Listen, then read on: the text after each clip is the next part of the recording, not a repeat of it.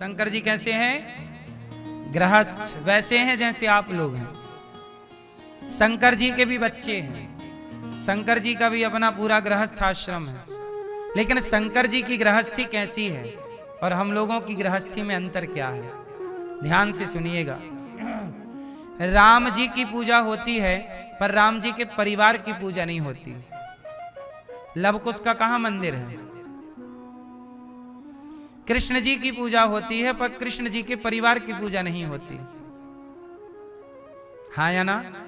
पर शंकर जी ऐसे हैं जिनके पूरे परिवार की पूजा होती है। शंकर जी, उनकी पत्नी पार्वती जी, उनके पुत्र गणेश जी, उनके पुत्र कार्तिकेय जी, यहां तक कि उनका वाहन नंदी, उनकी भी पूजा होती है। मंदिर के बाहर नंदी महाराज का पहले दर्शन है।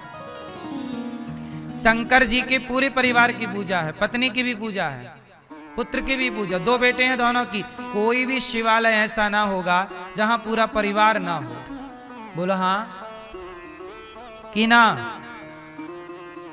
चलो बताओ, शंकर जी से आपको क्या मैसेज मिला, क्या प्रेरणा मिली? शंकर जी पत्नी के साथ हैं, पुत्र के साथ हैं। इसका मतलब ये है कि शंकर जी ये कहना चाहते हैं कि जीवन का सुख क्या है? परिवार एकजुट है, यही जीवन का परम सुख है। परिवार एकजुट है, और ये शिवजी सिखाते हैं कि परिस्थितियां कैसी भी हों। अच्छा, शिवजी की परिस्थिति जितनी बुरी है, इतनी बुरी परिस्थिति आपकी भी नहीं है। अब देखो शंकर जी की परिस्थिति कैसी है। शंकर जी का वाहन है नंदी, और दुर्गा मैया मतलब पार्वती जी का वाहन है शेर। अब शेर और नंदी की जन्मजात दुश्मनी है, पर एक दूसरे के दुश्मन होने पर भी एक साथ रहते हैं कि नहीं? बोलो हाँ। शंकर जी के गले का हार है सांप, और गणेश जी का वाहन है चूहा, और ये दोनों जन्मजात दुश्मन हैं,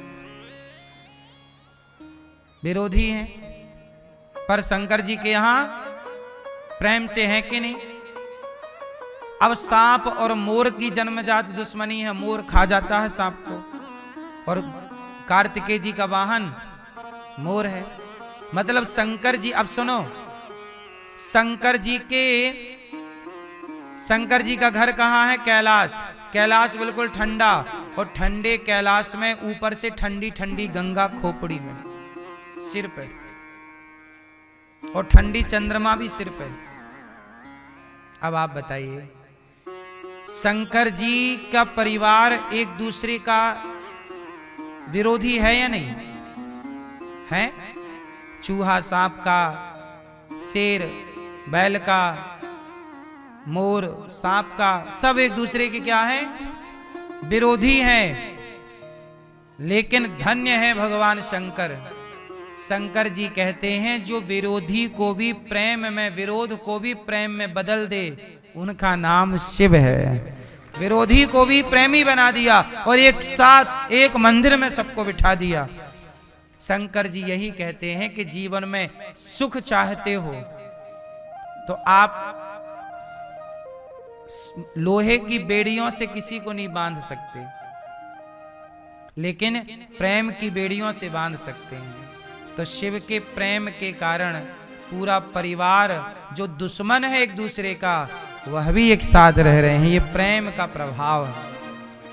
इसलिए शिव जी ये सिखाते हैं कि परिवार में छोटी छोटी बातें होती हैं, एक दूसरे के दुश्मन हो सकते हैं, लेकिन फिर भी आपको प्रेम से रहना चाहिए।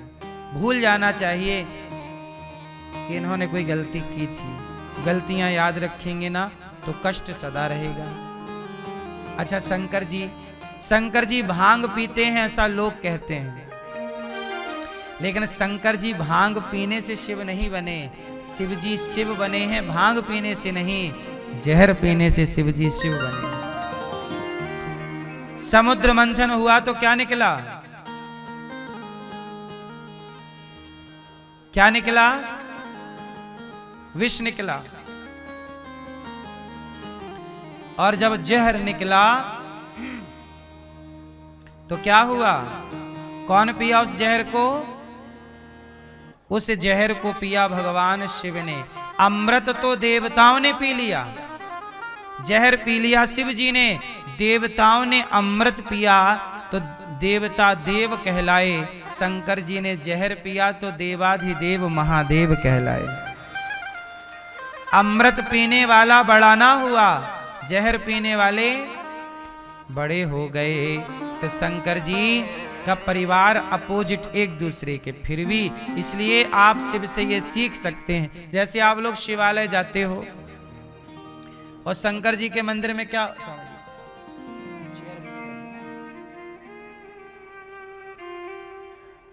आइए, हमारे पूज्य Swami ji doctor Sanjay R Shastri ji America से पूज्य गुरु जी पधारे हैं। तालियां बजाकर स्वागत वंदन अभिनंदन करें। अमेरिका हम गए थे तो आपने ही कथा का आयोजन अमेरिका में कराया था।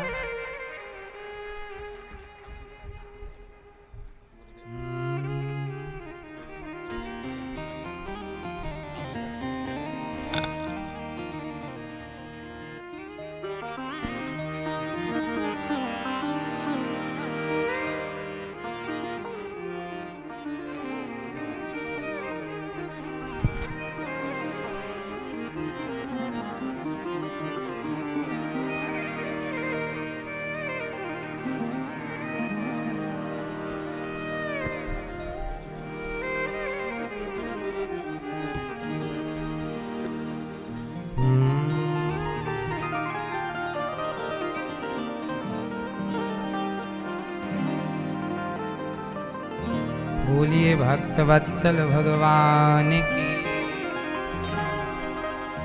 शंकर जी के जीवन से हमें ये सीखना चाहिए, शिव जी जो है ना अपने सिर पे क्या रखते हैं?